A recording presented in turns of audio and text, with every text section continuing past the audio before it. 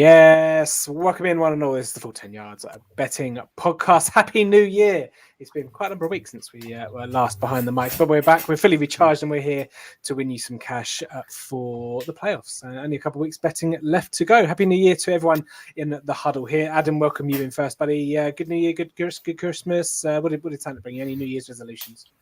What did Santa get me? Slippers, obviously, and just generic bloke stuff. My main present from the wife still hasn't turned up, so nothing from there. But it bought us a Bengals playoff game, so that's always nice.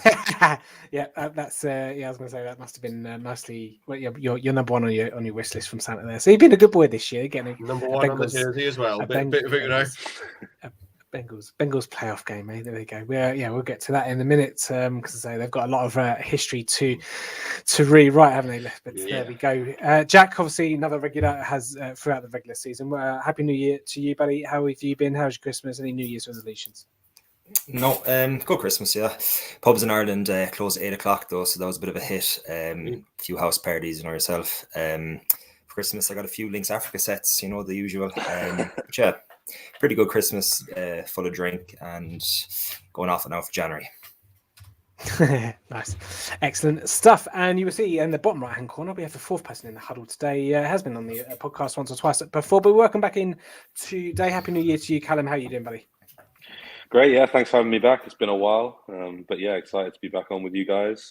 Santa brought me firing of a coach who went 19-14 over the last 2 years in Miami. So that was, sad, but here we are. I'm looking forward to the playoffs. It's always the best time of the year, even though my team always seems to miss out by one win. And this year it was because we lost to Urban Meyer. So cheerful nonetheless.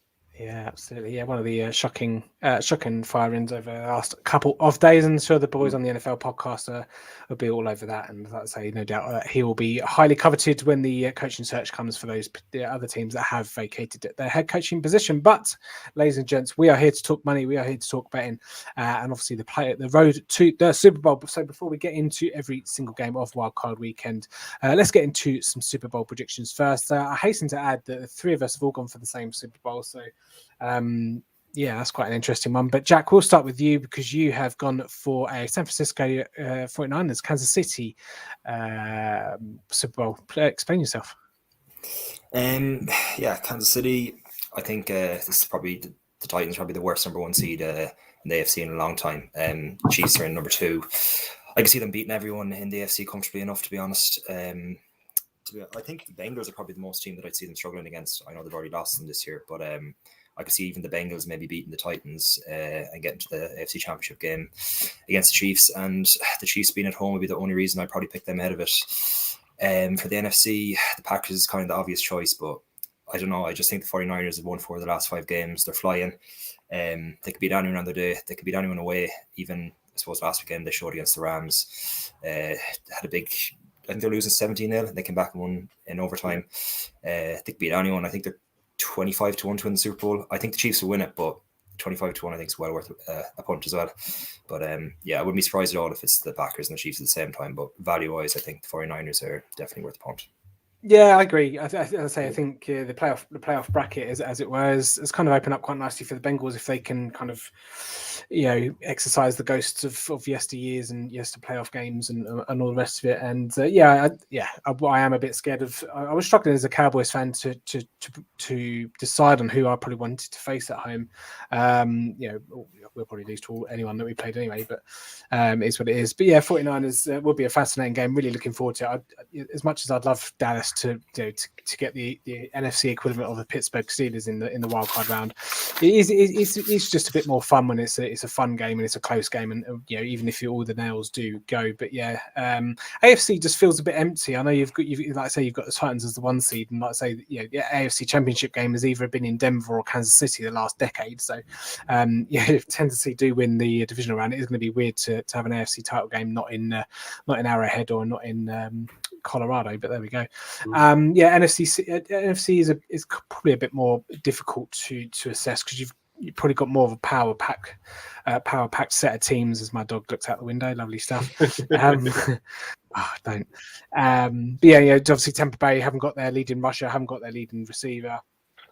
They seem to be a bit depleted, but Tom Brady's got a history of elevating less than star-studded teams to Super Bowls. So obviously you've got the Tom Brady factor there, and he's won more games than 28 other franchises in NFL history. So you got that as well. But Kansas City Chiefs and the Packers is all the rest of us have gone. Adam, any particular thoughts on why Kansas City and why Packers? Why I put my dog on the window? Yeah, Packers obviously don't really want to go for the favourite, but they've been great all season. And they're getting healthier coming into the playoffs. They're getting Bakhtiari back. They've got a few defenders back. Jair Alexander should be back, I think. And obviously the week off, it's Lambeau, it's at home. They really should get through. Tampa obviously have got a whole host of injuries on the offensive side. They are getting defenders back on for Tampa. So I think, frankly, it's between them two. Dallas have got too many ups and downs. I do like Jack's pick of the 49ers. They would be the outside one for me. There's every chance they can roll through this. The Rams obviously have got Matthew Stafford throwing interceptions every week, which is hampering them. And then the AFC side, I just don't see, frankly, I don't think any of them are that great. Obviously, the Chiefs have been beaten. I still don't rate the Bills or the Pats, really, to be honest. So I am kind of down to basically the Chiefs and no one else on that side of it. But even they haven't been great this year. So I think it's definitely wide open on the AFC side, but I'm going to have to go for the history in the last few years, frankly.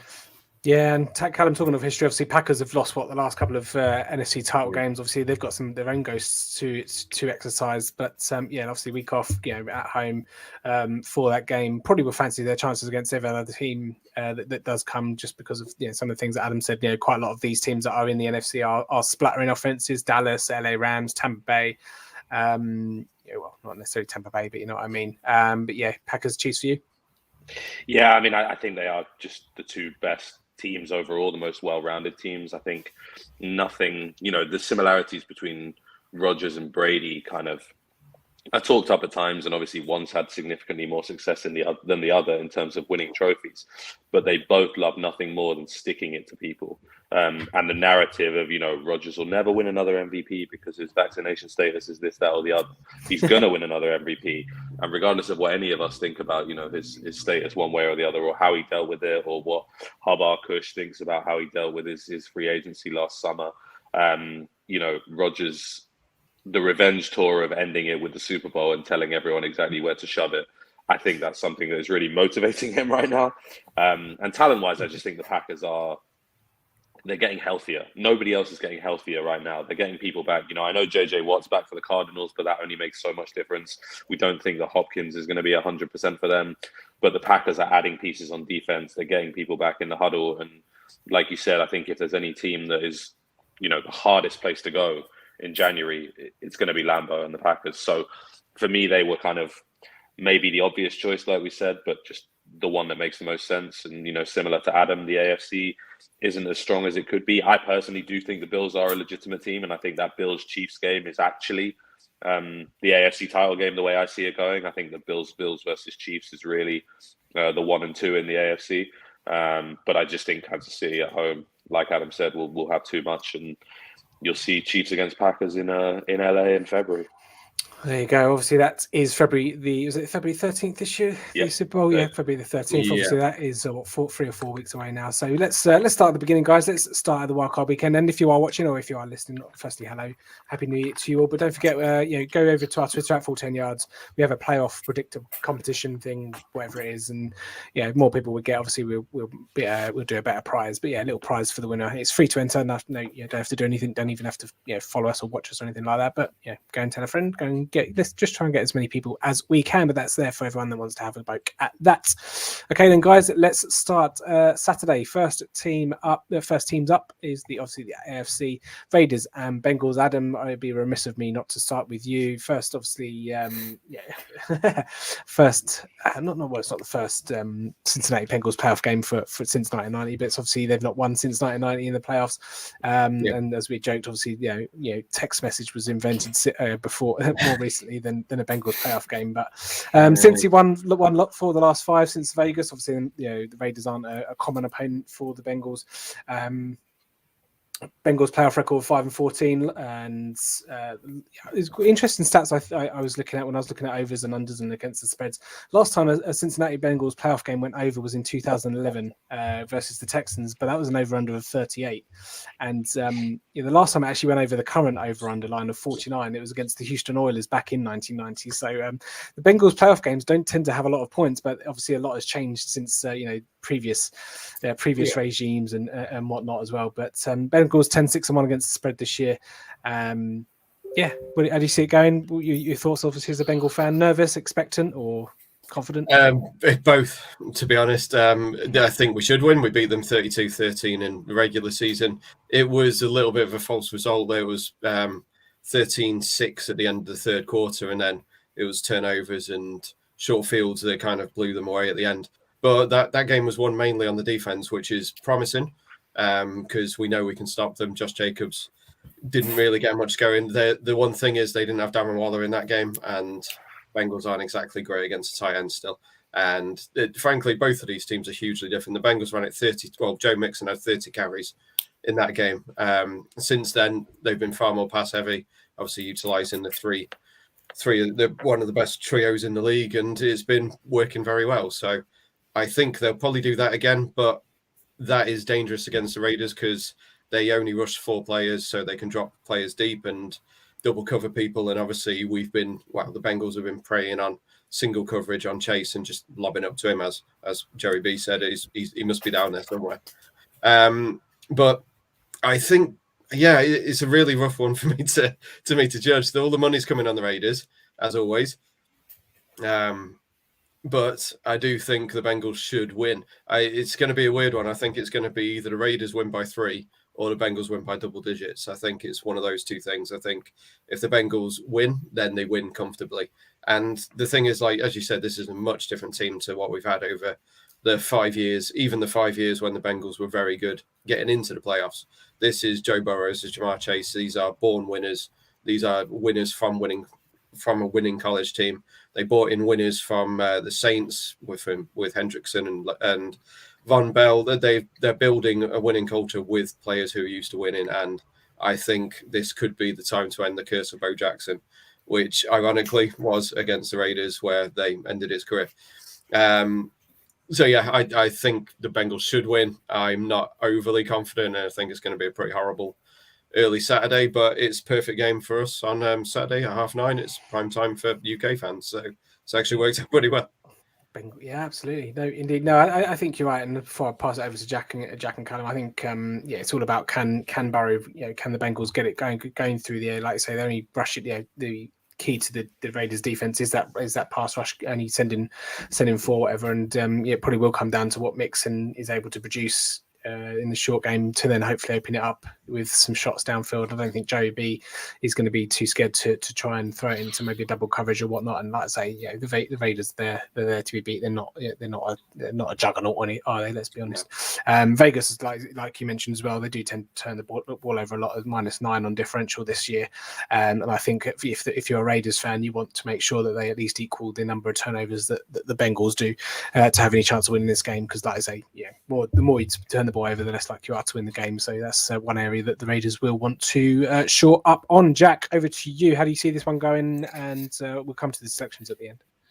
I think the Bengals are going to win comfortably. I thought that maybe the Bengals could be nervous or whatever. I think it's seven playoff games in a row they've lost, but Burrow is just so confident. I don't think it's false confidence either. He genuinely believes what he's saying. He's arguably an MVP candidate this year. He's just unbelievable. I think the Raiders got completely screwed over because they played obviously late on the Sunday night, massive wins, basically their Super Bowl, and then they have to go across the country and play the first game of the playoffs. Not sure how that's happened, but I actually feel sorry for them. After the game, I was looking straight away to see what price or what handicap would be for the Bengals, and I thought it'd be -3.5, 4, but it started off at -6.5. I think it's -5 now, and I'll be getting all over that. Less than a touchdown. That's definitely my pick for that game. Callum, any similar thoughts, or do you see anything for the Raiders? No, not at all, to be honest with you. I think the Bengals are the better team, clearly. I think the Raiders have been a great story considering the struggles and the difficulties they've had with obviously Gruden and Ruggs this season. You know, credit to Bisaccia. He's had an unbelievable season as head coach, and I think they should give him the job full time for sure. But I really don't think they're anything special as a team. You look through their schedule and the results they've had to get here, you know, they were exceptionally fortunate to make the playoffs, in all honesty. Similar to Washington last year, who basically got in by default because everybody else was injured. This time, the Raiders have had a run where they beat the Browns in Cleveland only because Baker Mayfield was out and the Browns had no players with them. Yeah. And equally, they limped past the Broncos. I don't know how they managed to sneak past the Colts, who were just deciding to choke their season away. But even as far back as Thanksgiving, you know, they only beat the Cowboys on Thanksgiving because of an egregious pass interference call. So I think the Raiders have been fortunate to get where they are. The Chargers are a much better team than the Raiders, and really this should be the Chargers in the playoffs instead of the Raiders. But you know, good for Vegas that they managed to find their way in, but I think it's Bengals all day. Don't open up those Thanksgiving wounds, mate. They've only just about healed.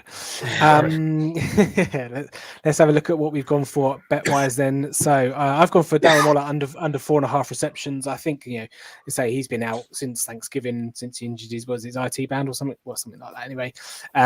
You know, possibly he could be a decoy. I thought 4.5 receptions was a tiny bit higher though. You know, let's say if he's anywhere near 100%, and he has been limited this week in practice. And Jack mentioned about the short turnaround. I don't really see him getting too much involved. And then apart from that, it's Cincinnati on the handicap. Although for some reason I've given Callum Cincinnati plus 5.5. I'll take the plus, but I was going for the minus. So there we go. Moral of the story is Cincinnati on the handicap. And yeah, Adam should have some nails come the Buffalo New England. So worrying that we've all gone through it. That's never a good time. Just a quick one. Do you guys think Joe Burrow is arrogant, or does it come across quite smooth to the? I love him. Yeah, I love him. Great. It's because he's so good, he gets away with it. Like that's all right then, because he knows who he is. He knows who he is. You know what he's about. Self-awareness. It's not. Yeah. If you've come from where he's come from and gone through what he's gone through to get to LSU, to put that team together, to put that season together, to get to the Bengals, who were not a fancy franchise and who have struggled. You know, there's a reason they were picking number 1 overall, as you're well aware, Adam. You know, for him to then turn this team around in a relatively short space of time, battle back from his serious injury and lead them into the playoffs like this. Hell yeah, be confident. You know, own it. I think we want our sports stars to all be super humble, and I think he is actually quite humble. But at the same time, I think, you know, when you have success, why not, you know, tell people? And show a bit of personality. I loved all that celebrating from the Bengals in their locker room after they won the AFC North. Like all those videos of them dancing and T-shirts and pictures is great. Have fun with it. You know, how often do you know you're going to get that? You don't. I mean, it's not quite the levels of that Lincoln City player celebrating in front of the Sunderland manager, but you know, somewhere in between that and Mac Jones and the Bill Belichick Patriots, which is a nice segue onto the second game on Saturday night. The Patriots do travel up to Buffalo, and interesting game this one. Obviously, New England did go up to Buffalo earlier in the year in that strange weather game and get the win, but Buffalo had too much firepower on the way back down towards the back end of the season there. But this is a game with two well-coached teams. Sean McDermott, Bill Belichick. We've seen them do it for year after year with their current teams, and Mac Jones, obviously rookie season, playing in his first playoff game, but played admirably well this year. Again, obviously in the running for offensive rookie of the year. Obviously, that should be Chase's now, much to my dismay. But I think Patriots fans who were a bit worried, obviously going into the season, Mac Jones obviously wasn't overly enamoured, was he, with the NFL community and all the rest of it. But seems to be in good hands. Both teams are 10-7 against the spread. New England 8-9 on the unders. Buffalo are 9-8. Interesting game this one, Adam. For me, I think this is going to come down to who runs the ball better, who gets the most rushing production, but also who plays better run defense. Because in the air, these two teams are pretty decent. Yeah, it's going to be freezing as well. It's 0 Fahrenheit, so it's going to be very, very cold there. So I agree. Whoever runs the ball better. Obviously, the Bills have been trying to force the run over the last few weeks. They've been really trying to establish Devin Singletary. I do wonder whether that's a bit of a smokescreen and whether they're just trying to do that just to distract the Pats away from the passing game, frankly. But obviously, Bill Belichick isn't going to fall for it. But who knows? Harris and Stevenson look like they're both going to play. Stevenson was out of the game for a little bit last week, but it sounds like he came back, which I missed because it was quite late in the end. And obviously, they ran all over the Bills in the first matchup. Again, that was weather affected, so I don't know whether I put too much into it. Yeah, I as I said earlier, I kind of struggle with both of these teams. I think they had easy schedules, despite DVOA telling me that the Bengals had one of the easiest schedules.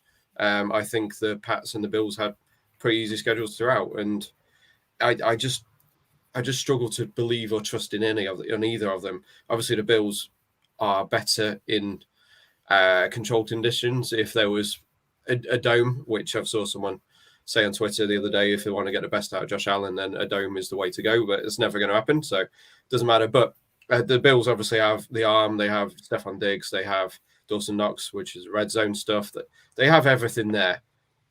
But I just don't really trust them. But you're going up against a rookie / first-time QB in the Patriots, and despite Bill Belichick being a genius, that is never a good thing. So, frankly, I think the Bills win. I still don't know which way I would go on the spread if I was forced to, but yeah, the Bills should win. So yeah, spread here is Buffalo -4. Over under is 44. Yeah, I think for me, before we come to you, Jack, the Buffalo Bills just have that extra kind of gear if they need it, where they can have a quick strike, a quick score or a strike. You know, New England are going to be a methodical, long drive, take a lot of time off the clock kind of offense, especially in this game. Like say, Mac Jones' first playoff game, and it's kind of how Bill Belichick likes to turtle up a little bit when he wants to try and grind out a victory. But Buffalo for you? Jack? Me? Yeah, Jack. Yeah, like Adam was saying, I don't know, this is probably the hardest spread of the weekend. I can see it being like a 24-20 sort of game. I know Belichick obviously is the best coach of all time, but I'm not convinced with Mac Jones at all. I watched the 2 games he played against the Dolphins. I know Dolphins defense is good, but I know he had a good chance of winning Rookie of the Year this year, but I'm just not convinced. I think he's very limited, kind of like Tua, to be honest. And I think the Bills winning last year against the Ravens in the playoffs astounds them this year, because they have that little bit extra confidence now that they can win a game in the playoffs. I'm taking Allen over Mac Jones every single time. I've seen the special on Sky Bet for Stephon Diggs and Harris both score a touchdown 6-1. I'd probably do that as opposed to the spread, but if I was to go into my head, I'd pick the Bills -4, but I wouldn't be very confident either way, to be honest. Yeah, Callum, you feel that the New England probably have to score the first touchdown. I mean, if they, I know they normally defer the kickoff, but if they can hold Buffalo to a 3-and-out or a non-scoring drive on their first possession and score, with a 5, 6, 7 minute drive with a rushing touchdown or whatever, it's going to be a bit of a hairy night for the Bills Mafia. Yeah, I mean, the clock is definitely probably the Patriots' greatest weapon, I guess, in this. Conversely to some of what you guys have said, I tend to have a little bit more confidence in the Bills, and I actually think the Patriots, in all honesty, have overachieved this year. I think their defense is legitimate and is very good, but I think the belief of Mac Jones as offensive rookie of the year was a little bit overblown at times, and you've seen him kind of struggle down the stretch to an extent here in a way that I think they were playing good complementary football, as you hear coaches talk about, that the defense and the offense were helping each other. But this is a team that relies on its running game to be productive. It's easy for Mac Jones to pick defenses apart when the defenses have to sell out to stop that run from Stevenson and Harris. So I think if the Patriots can get ahead, that's huge for them. Obviously, as you said, Tim, run the clock and try and control the tempo from there. But if the Bills were to come out and go up 7-0 on, quick strike Diggs or something, then I could see Buffalo winning it comfortably in the end, to be honest. I think I don't see there being that many points. I think the weather will play a role, obviously. But as Jack said, if you're asking me to choose whether I trust Mac Jones or Josh Allen, I mean, it's not really a conversation. That previous game in Buffalo, Jones tried 3 passes, and I mean, obviously that was very extreme weather. But if the Patriots think they're going to win this game with Mac Jones only throwing 3 passes this weekend, they're mistaken. Yeah, no, it'd be a close game throughout, and I think the 4 points on the spread is warranted. Yeah. Even in the nice weather game, he was fine until they had to push it, and then he threw interceptions. They did struggle, but yeah, I've got 7-1 on Chase, so I'm a happy man with my offensive rookie of the year bet at the moment. There we go. Yep. So that's obviously the Saturday games. Moving on to Sunday, then it's time for the NFC first up. Eagles. Oh no, sorry. Let's go through the bets that we went through. Sorry, my apologies. Under 44 points for me. Buffalo -4. Buffalo -4 for Adam, and then Callum's gone Buffalo -4 and under 44 points as well. So strong themes throughout. Wonder if we will have that in the Eagles at Buccaneers game. Eagles at Buccaneers. Both teams. Buccaneers are -9. Over under here is at 46. 63% of the spread money is on Tampa Bay as we record on a Thursday evening. Obviously, Tom Brady going up against a team that has defeated him in the Super Bowl. Obviously, not with Jalen Hurts and all the rest of it, or Nick Sirianni, but no doubt Tom Brady will want to get a bit of revenge on the Eagles. Top passing team versus one of the top rushing teams, so it's obviously interesting when you kind of get two different styles, going head to head. But the kind of the strengths on the offenses is the strengths on the defense as well, with Tampa Bay's pass defense and Philadelphia's rush defense as well. And this is, for me, this all comes down to the lines in the trenches. Whoever performs on either side of the ball better than the other team will win this one, because it's going to be a real slugfest on the offensive and defensive lines in this one. Adam, over to you. How do you feel this one's going? Yeah, wet and windy in Tampa, apparently 20 miles an hour winds, so that could affect things. Obviously, that's going to be mainly affecting Brady and his lack of pass catches, which is the one downside for Tampa. They're getting players back on defense, which is great for them. They should get Fournette and Gio back in the running game, so that is very good, because they were not good running the ball at the weekend. And with the lack of pass catchers, like even Cyril Grayson, you wouldn't think he'd ever mention a name like that getting into the playoffs, but he's actually formed a decent connection with Brady, and he left the game early last week. So even him missing the game, it just adds to the cluster injuries at wide receiver.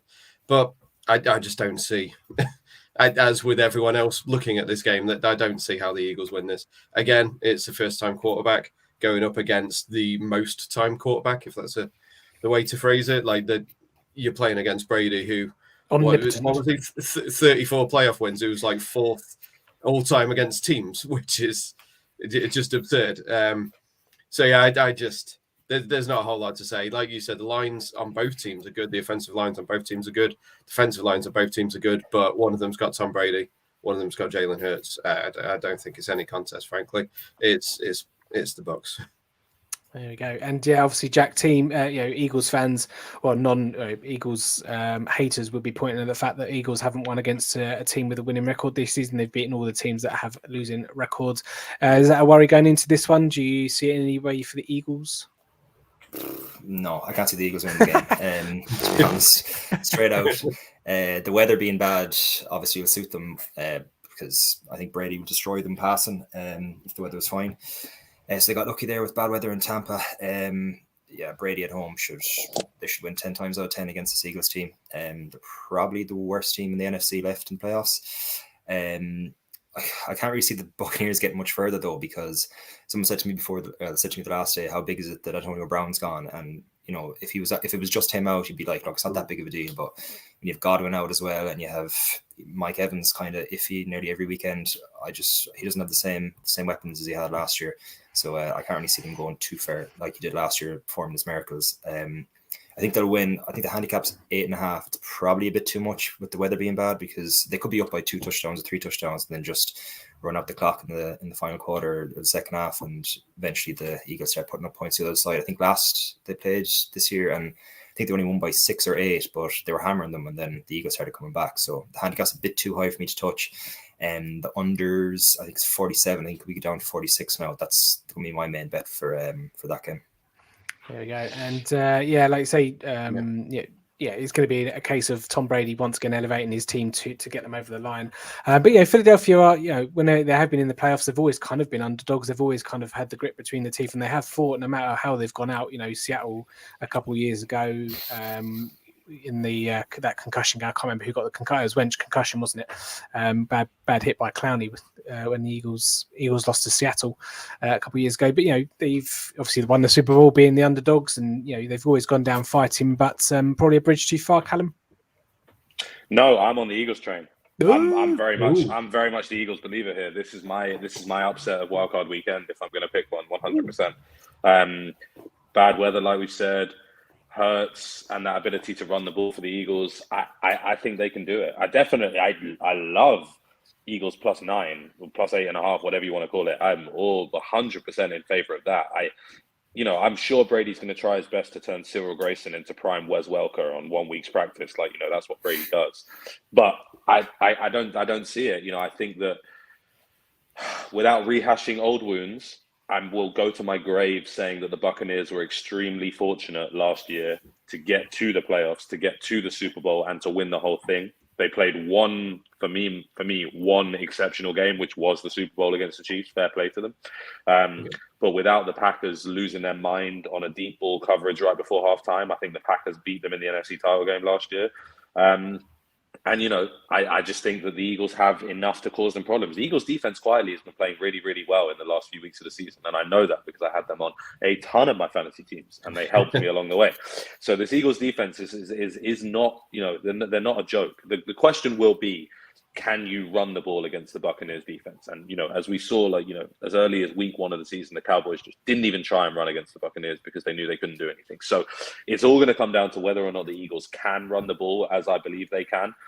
But it's kind of the inverse of the Buffalo-New England game. I think if Philadelphia can get ahead and can drain the clock and can run the ball well, with the conditions being bad and with the Buccaneers not having the same level of weapons outside as we're used to, I really think the Eagles can cause the upset here. But as you probably know from following the Eagles and their performance against one specific position set, I think there'll be a big day for Gronkowski because the Eagles can't cover tight ends whatsoever.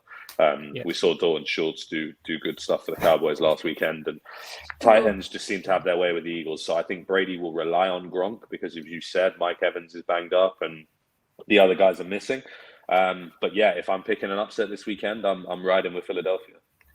Here we go. Yeah, I am on the +9. Before we get to the bets, Jack on YouTube says, I like Jalen Hurts for over 49.5 rushing yards. So there you go, kind of in line with what you were saying there, Callum. Thanks, Jack, for that. Good luck, Jack. Yes, good luck indeed. Let's get to the bets then. I've gone Philadelphia +9.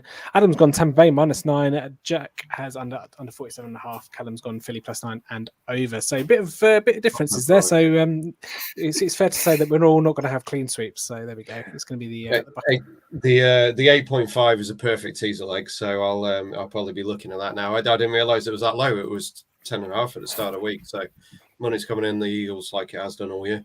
Yeah. There we go. Okay, moving on to the Cowboys hosting the 49ers. Going to be plenty of nails bitten in this one.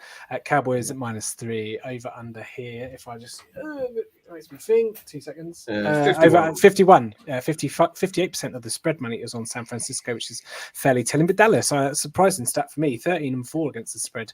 It doesn't feel like that kind of a season for the Dallas Cowboys. I must admit. But yeah, essentially we've only lost to the AFC West and Tampa Bay on opening night and the Arizona Cardinals in just a weird game to be quite honest, but there we go. Dallas have put over 40 points in nearly a third of their games this season, and they've also given up 30 points 3 times. They've lost all 3, so it kind of tells you all you need to know about the Dallas Cowboys. San Francisco do obviously pose a decent running threat. It's going to be a fascinating game. Adam, how do you see this one? This is the Nickelodeon game, which is on Amazon Prime for anyone in the UK, which is where I'll be watching this one, just to add a little bit more interest for the neutral. See a bit of gunk on Jimmy G's face. Exactly. It's a weird one because this is probably the game of the weekend, frankly, is the 49ers versus Cowboys. This is the one that I think a lot of people have picked for the upset of the weekend, is the underdog on this one.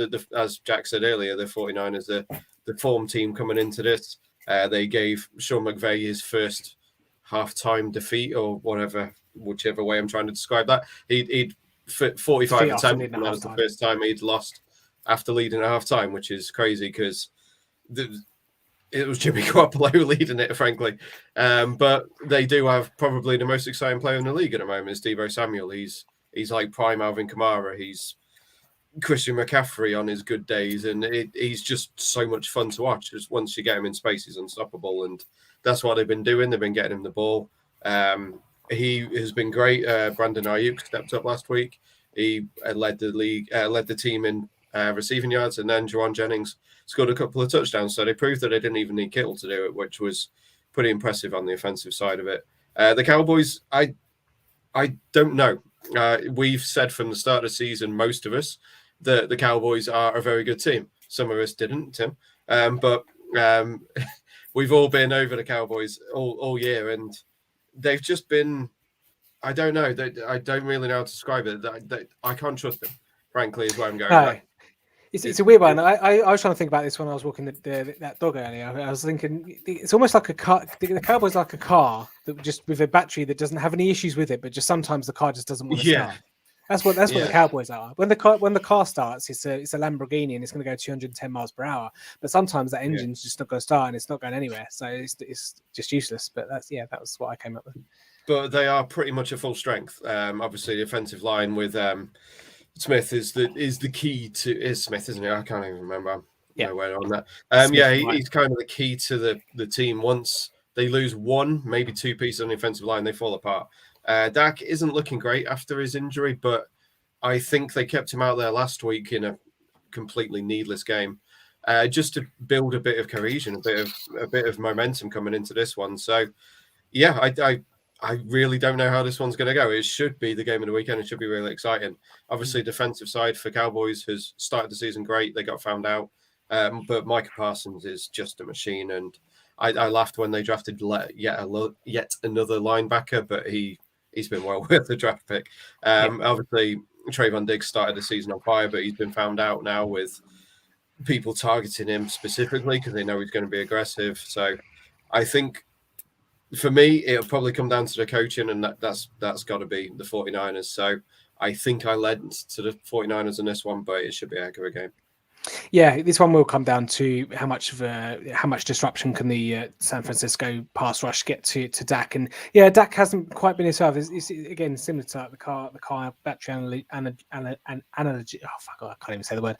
And that analogy. It's analogy. Like, he's just been like 5% off. Some of his throws have just been a bit weird, but if it all clicks, it'll be fine. And I'd say if the San Francisco 49ers don't get to Dak, then there's enough weaponry there to exploit that secondary, and again they can just make quick scores, quick strikes, and away you go. I think Michael Parsons will probably be man marking, if to use a soccer term, Deebo Samuel. That's going to be a fascinating matchup. And then, like say, if they stick Brandon Ayuk on Trevon Diggs, that could be an interesting one on the double that kind of the double move routes. But yeah, it's going to be a fascinating game. Jack, how do you see it going? I see the 49ers winning. I think they're two kind of evenly matched teams, but Shanahan over Mike McCarthy and his lack of clock management every day of the week. I probably won't be backing the 49ers +3 just because I have them to win the NFC, have them to win the Super Bowl, and have them to reach the championship game. So I'll have enough on it in that sense. But +3, I would be backing it if I didn't have them backed in any outrights. It's, as Adam said, it's definitely the game of the weekend. That, and well, maybe the Rams and the Cardinals as well, but that being on Monday night is a bit of a sickener. But really looking forward to this game and hope the 49ers win. Sorry, Tim. I don't know why I let you on this podcast, Jack. Callum? Completely the opposite, Tim. I'm with you all day. I was surprised the line was only Dallas -3. I think the Cowboys are by far the better team. I think this is the situation that we run into every year with the 49ers. And I say the same thing every year. And until they change their quarterback, I'm going to keep saying the same thing. They have unbelievable weapons, as we've said. George Kittle, we haven't even mentioned, is a top 3 tight end in the league without any discussion. Deebo Samuel has, as Adam said, become a spark plug for them and really one of the most exciting players in the league.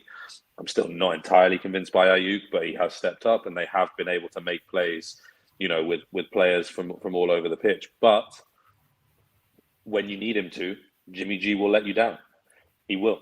And I just don't see a situation where Jimmy G can go into Cowboy Stadium with that crowd in Dallas that will be loud, that will be, ferocious for their Cowboys team, because I really think this is the first time in a long time that Cowboys Nation can see this team is actually a real legitimate Super Bowl contender. I really think that with the offense they've got, the number of weapons. I mean, Dak just destroyed the Eagles in a half, to take Tony Romo's record. Fair enough, Eagles backups and things like that. But this Cowboys offense, if they're clicking, are unbelievable. And, Tim said, it's funny to hear you say, this doesn't feel like a 13-4 against the spread season for the Cowboys. And I just think all along, the Cowboys have been flirting with being really, really excellent. They should have beaten the Buccaneers on opening night without a shadow of a doubt, and that would have really kick-started things. I don't understand why people are not on the Cowboys. I really don't. I think. I'll tell you why. I take them at minus 6.5 for sure. For me, I'll tell you why. There's a 300-pound buffoon sitting on the sidelines, standing on the sidelines, doing whatever he gets paid to do. I get that. But talking earlier about Super Bowl contenders, I think and Rodgers enjoying a narrative of sticking it to people. What greater narrative for Mike McCarthy than going back to Green Bay and walking in there and walking out, going to the Super Bowl? So if anyone's motivated to get to Green Bay and knock them off, I think McCarthy is. And you're right, Tim. If McCarthy can stay out of his own way and let Dak, CD, Amari, Zeke and Tony Pollard, do their business, then I really think that this could be a good season for the Cowboys. But yes, will he mismanage the clock like Jack said? Very possibly. Absolutely. And Shanahan is probably the better coach overall. But yeah, I don't think the 49ers are going to be able to run their way to the Super Bowl this time the way they did a couple of years ago. No. All in all, though, like I say, I hope it's a good game. I hope it's a close game. It's going to be, fascinating watch.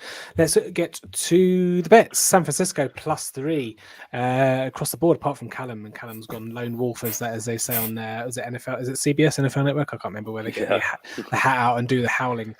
There we go. San Francisco +3. I think, it's a popular one because you can see a lot of reasons why the San Francisco 49ers will win the game. So if you're giving us a +3 on a field, potentially field goal game, you're getting the void bet on or money back on the field goal either way. So there we go. Okay, let's move on then to Sunday night football. From one of the best games to possibly, well, maybe not one of the best games of the weekend.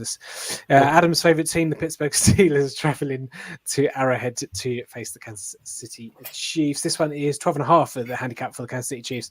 Over under here is 46.5. 53% of the money on the handicap money is on Kansas City. Interesting game, this one. Obviously, Big Ben's comments saying that they probably feel like they don't probably deserve to be there, but then that can make them a dangerous animal because they can play with a bit of freedom. And it's amazing how teams can play once you've got a bit of freedom. But this offensive line for Pittsburgh is not helping them whatsoever, and it's not going to be able to. It's got to hold up to try and keep up pace with the Kansas City Chiefs. And we've seen Pittsburgh struggles in the first half of games. For me, Pittsburgh needs to score at least 14 to go in at before half time to have any chance in this one. Adam, how do you see it going? Yeah, well, they've averaged 4 points a half in the first half over the last 8 games, so scoring 14 might be a bit of a struggle in this one. Yeah. They were 23-0 down at half-time and 30-0 down before the Chiefs allowed them to score a couple of times at the end of the game when they met, a month ago. I'm incredibly biased, so I've been asking a lot of people this week whether my opinion of the Steelers is wrong, and no one seems to disagree with my opinion on them not being very good at all. Obviously this is on the late one just because it's Big Ben's probable retirement game, and there's not really a whole lot to talk about, frankly. The Chiefs should be running away with this one. First half, second half is the key on it. If you like the Chiefs, then bet them first half handicap. If you wait until halftime, you can probably get the Steelers plus 26 or something. And then that's probably a decent bet. I mean, it only needs 14-0 for that, so I think that's probably a decent bet. And the worry for the Chiefs is that Clyde and Darrell Williams are both nursing injuries at running back, which is going to leave them down to Frank Gore's grandson. Derek Gore in the backfield, and then makes you feel old, doesn't it? Yeah, just a little bit. Tyreek Hill obviously had a heel injury last week. He was practicing today or yesterday, though, and Kelsey's back looking fit. So, and they've proved they can do it with the other guys. Pringle and Mecole Hardman have finally stepped up and actually done something. So they've shown that they can do it without. The pass rush for the Chiefs is actually very good. Chris Jones on the interior. They were in the backfield all game against the Bengals, and the Steelers' offensive line's worse than that. Najee Harris is the one kind of shining light for the Steelers. He's didn't practice today, so he's banged up. He didn't do much at the weekend through injury. Deontay Johnson is the one target. He got injured on Sunday as well. Freiermuth is obviously very good for a rookie tight end. And frankly, they do have the defensive player of the year, who the one year I don't bet on TJ Watt, he's going to win it because he's equaled the sack record. for the year, and he is the key to the game for them. If he can cause a bit of disruption, which he can, then the Steelers might be able to stay in it, but you just know they're only going to put up probably 14 points all game, let alone half time. And that's not going to be enough to hang with the Chiefs. So, yeah, I will probably tease this with the Bucks and be feeling quite happy about it. Yeah, you feel that the Steelers need to nick a possession or two on a TJ Watt turnover or something to even have a sniff early on in that one. But yeah, Kansas City is an interesting one because I was looking at some of their stats. They're in terms of averages on per drive. They're first in their plays per drive, yards per drive, and points per drive. It doesn't feel like that type of Kansas City team this year. They're not. It's not. Well, again, some stats can be padded and some stats can kind of be misleading. But this feels like not quite the Kansas City of a couple of years ago, a year or two ago, that won Super Bowls and stuff. So it's quite surprising to see that they were top of those stats in terms of per drive. Jack, how about do you see it?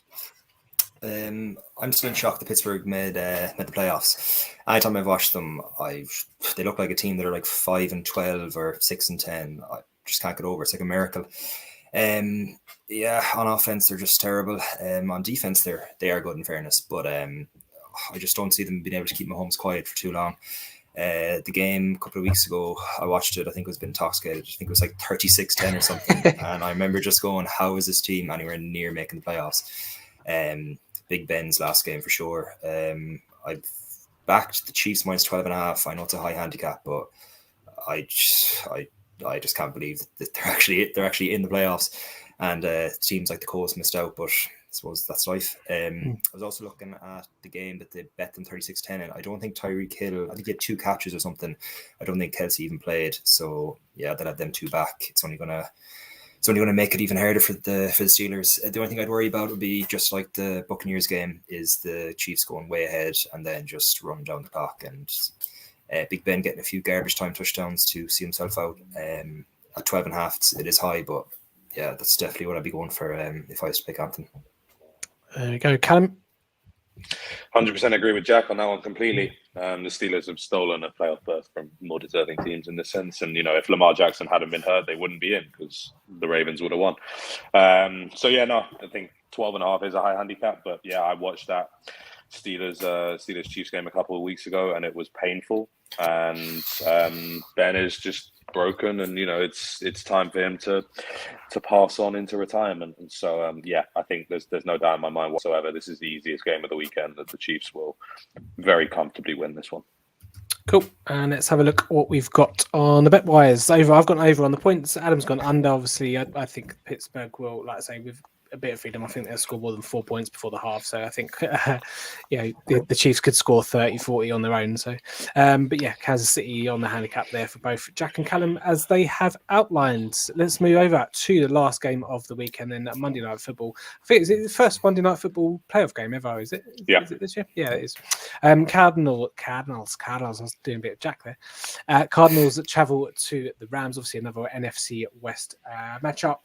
Arizona, a bit of a free fall at the moment. Lost 4 out of the last 5. Obviously, beat Dallas in that bit of a strange game. The Rams have actually won the last 4 of their 5 meetings with Arizona too. Cardinals, however, have only lost 1 game away this year, and that was against Detroit. Which is quite an interesting one. But Arizona 10-7 against the spreads. Rams 8-1. Overs and for both teams kind of in the middle of the road as well. But yeah, Arizona not playing too well as of late. Adam, is it just a case of can Kyler Murray pick up this offense somehow? Obviously not had to do it without Nuke. Had been a few injuries on various offensive players throughout the year, but defense has played well, but the offense obviously need to step it up. Yeah, it is.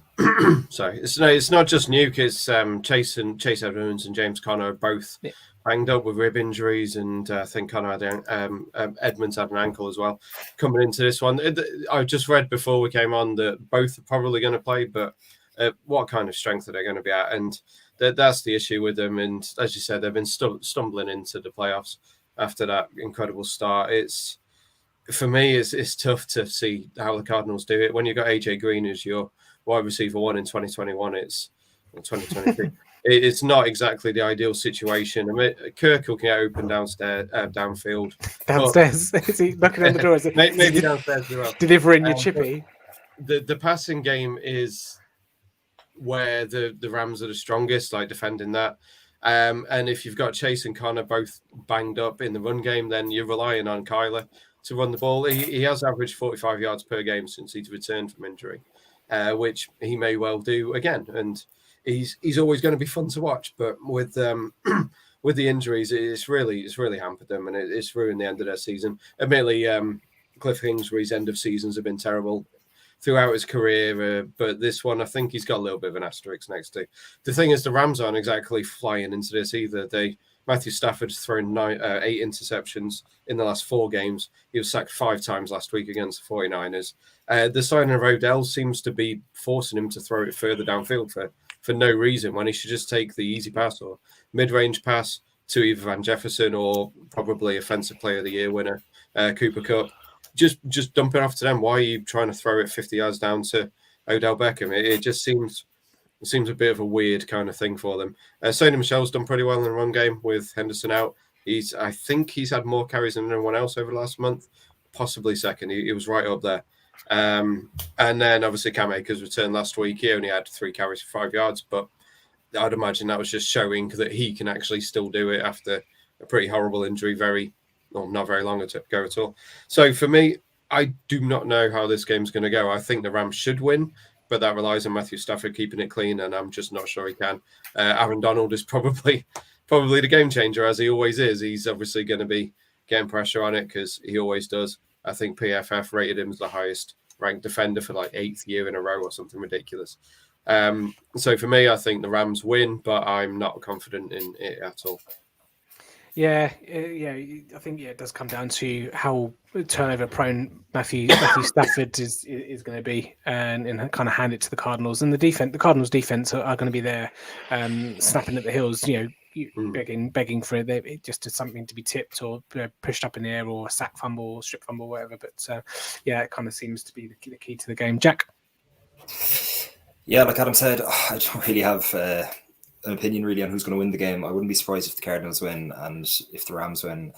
I think if either team wins, it'll be by less than a touchdown. The handicap -3 is probably about right. I won't be touching it though. It's Kyler's first playoff game. Stafford has never won a playoff game. I know he played for the Lions, so we'll have to give him that one. But I don't think I can pick either of these teams to win. I won't be putting them in any bets.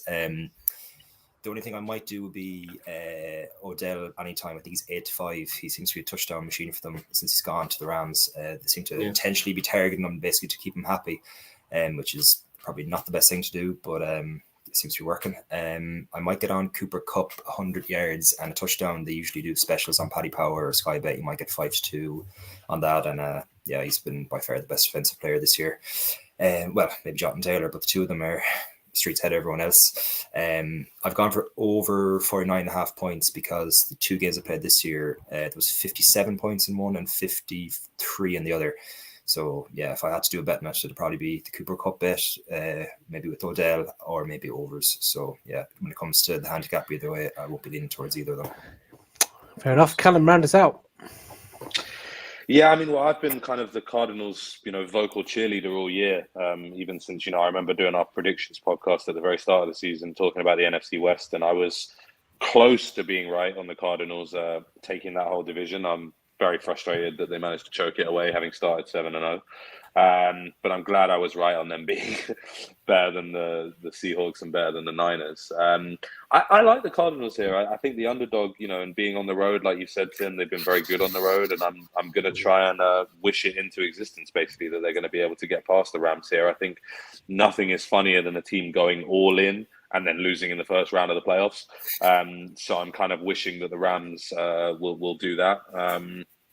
Yeah, you're right. I mean, it's going to come down to Kyler, and can he make magic? Can Cliff not do anything stupid in his play calling?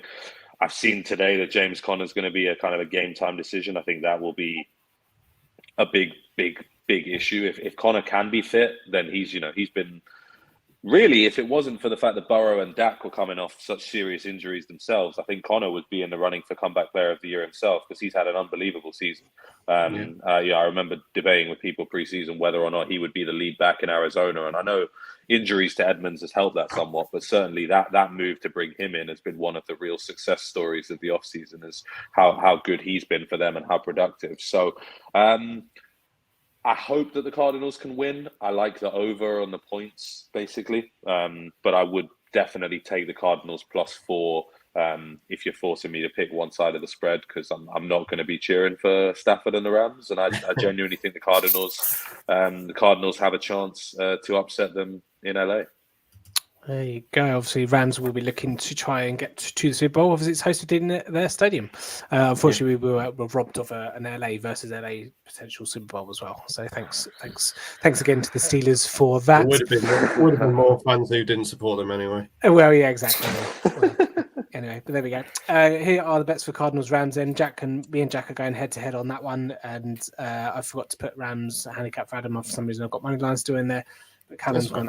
It's fine, yeah. Arizona +4 and 49, over 49.5 as well. So I'm on my own island for that one.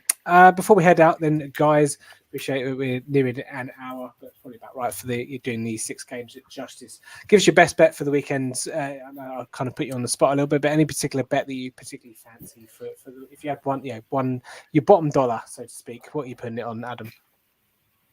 Yeah, I'm glad you came to me first. I'm definitely ready for this. Anyone got a favourite bet of the weekend? Jack, you or Callum?